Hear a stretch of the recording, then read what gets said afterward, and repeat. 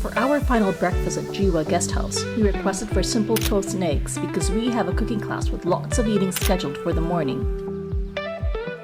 It feels bittersweet to leave Jiwa, but day 2 is officially rolling.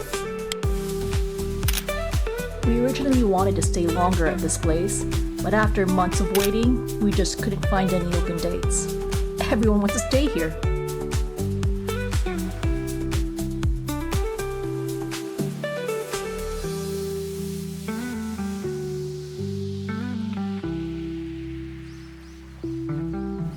First stop, the local market, to familiarize ourselves with the ingredients for today's cooking class.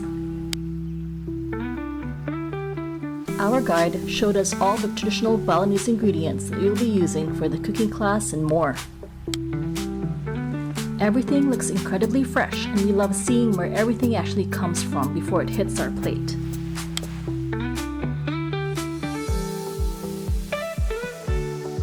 Curry use this. Later you use for the cooking. You will making this one also.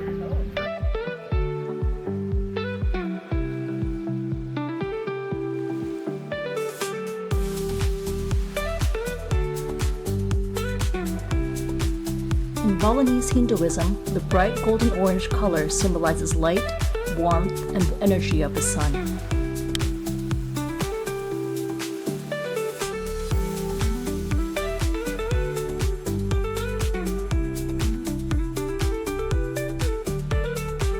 It was an absolute sensory overload in the best way possible. We learned so much about traditional Balinese spices and other unique ingredients, and honestly, it just made us even more excited to start cooking and eating.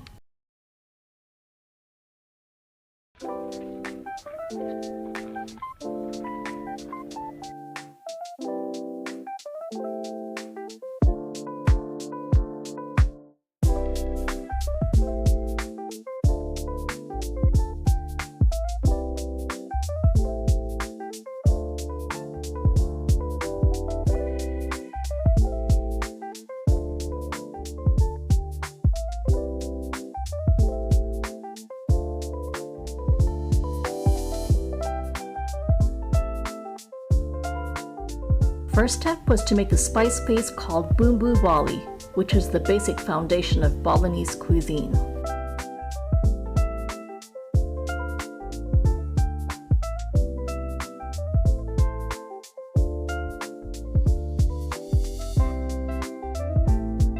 The kitchen setup was beautiful, and they make the entire process so fun and easy to follow.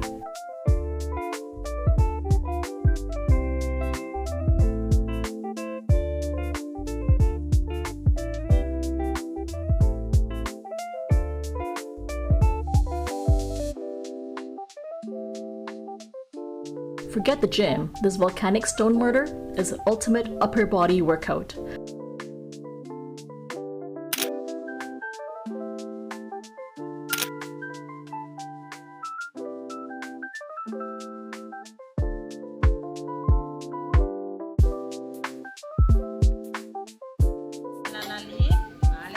Special mention goes to the staff behind the scenes. They were like a well-oiled machine.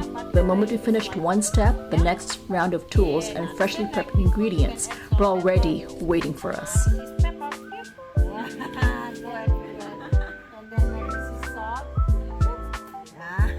There was zero downtime. It made the entire process so smooth, letting us just focus on the fun part, learning how to cook.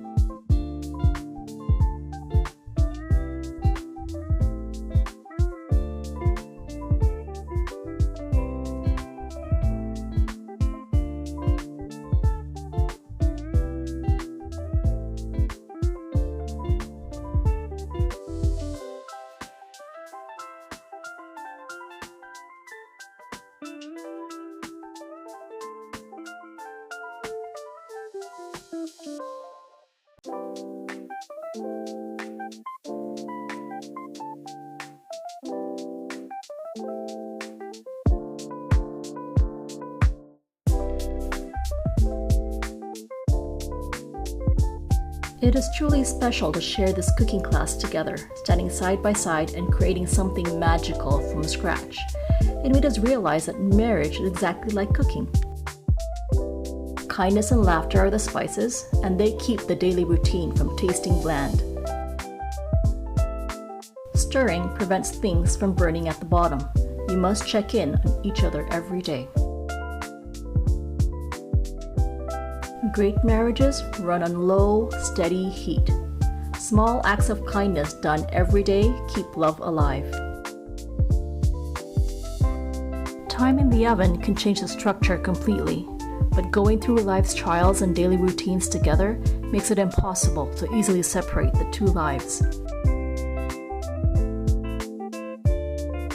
This cooking class was easily one of the highlights of our trip.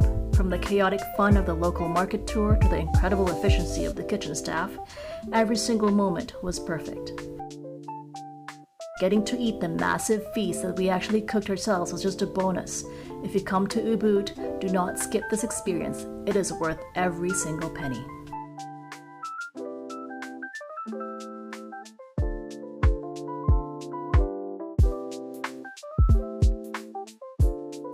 Sapta House is tucked right off of Jalan Hanuman and just a few minutes walk to Ubud Palace and the Sacred Monkey Forest.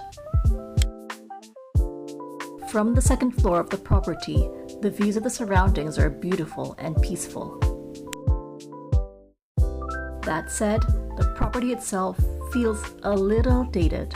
The rooms and facilities are functional, but they could definitely use some modern upgrades and a bit of a refresh to truly shine.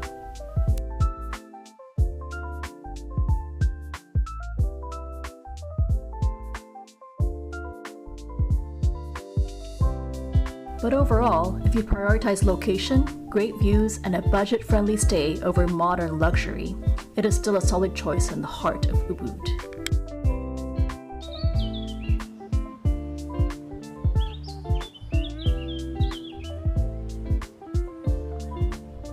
After a quick stroll around our new neighborhood, a little pampering was next on our itinerary.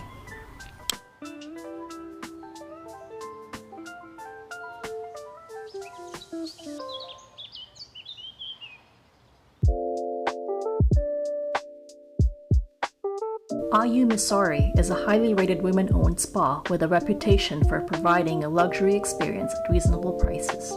It was conveniently located just minutes away from our dinner spot. There is no way we would pass up on the opportunity to experience an authentic Balinese massage.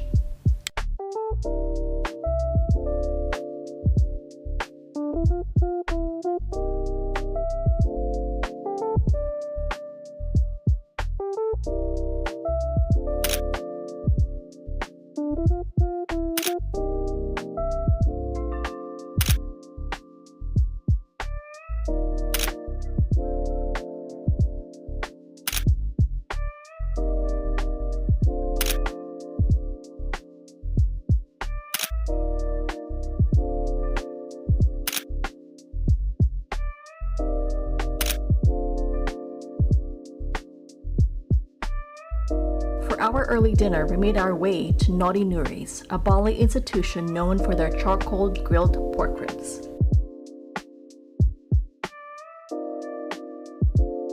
The vibe here is super casual, much like any other classic local war room, but the restaurant's interiors definitely look their age.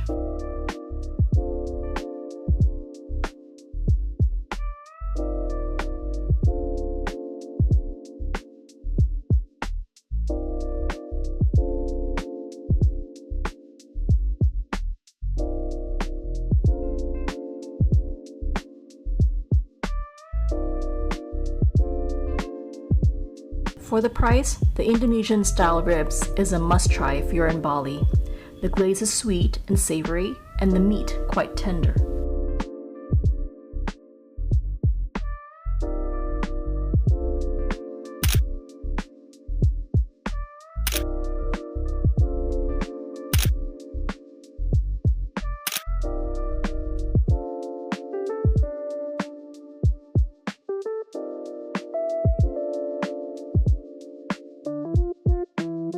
After dinner, we walked over to Bintang Supermarket to check everyday grocery prices and build up a mental shopping list of pasalubong ideas before making our final purchases later in the trip.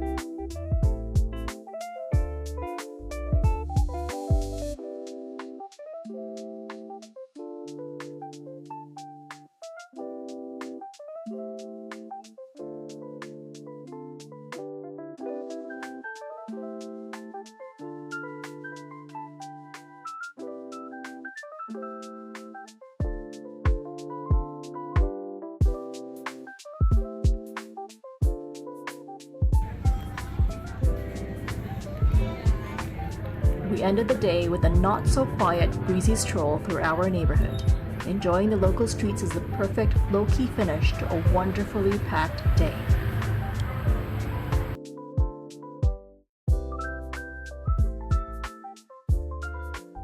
Malditos is a popular cozy dessert spot in Ubud and just a few meters away from our guest house. They are known for serving authentic, freshly made Spanish churros along with their own dipping sauces.